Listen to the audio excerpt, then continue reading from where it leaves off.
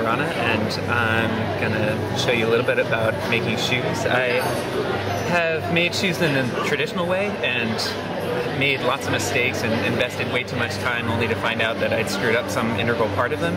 So this is more about how to hack into existing shoes and then be able to modify them several times over. So here I have a bunch of different models, some of which were successes and some failures. And I got all these at thrift stores. These I actually made on my own, the soles and the uppers.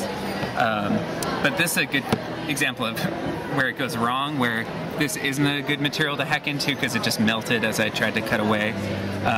Whereas this one is good. It's firm enough to kind of hold this pin and loop system that I have going.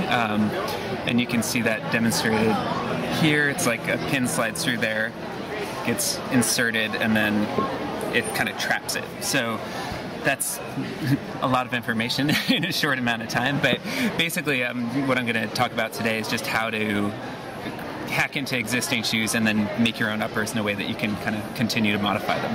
And all of that's also out in the current issue of Craft magazine. So the first step that you want to do is actually cut off the parts of the shoe that you don't want. So I generally look for shoes that don't have a ton of enclosed like uppers. So these are great because they're just real strappy and you can kind of get rid of these elements without, you can see here, you don't totally notice that they're gone. And then once you cut the slots into the shoe, you're going to want to thread your straps through, which is, I put this little tape on there to make it easier. And what I do is rather than going right to leather, and the leather is, there's a great place on 17th and Mission called Fabric Outlet, and they have this really, like this nice supple leather. It's like garment weight, so you can sew it typically with a normal sewing machine rather than a leather sewing machine. And it's really cheap. There's like kind of probably the size of this cutting mat you can get for about 25 or 20 bucks. But usually so I do this step typically with felt because it's a lot cheaper, and then I use that.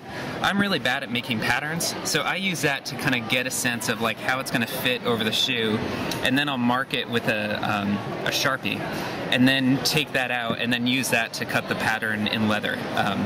And it's just a good way to make mistakes without, or using the more expensive material. So you can just go through a bunch of revisions and just get it kind of dialed into where you want it, because the pattern making part of shoemaking is so difficult and it takes a ton of trial and error. So kind of going with felt first and then using that to make your pattern for the leather is really the best way to go. So thank you, and yeah, take care. To find out more how to make your own shoes, check out Tom's article, Old Sole, New Shoe, in the latest issue of Craft magazine.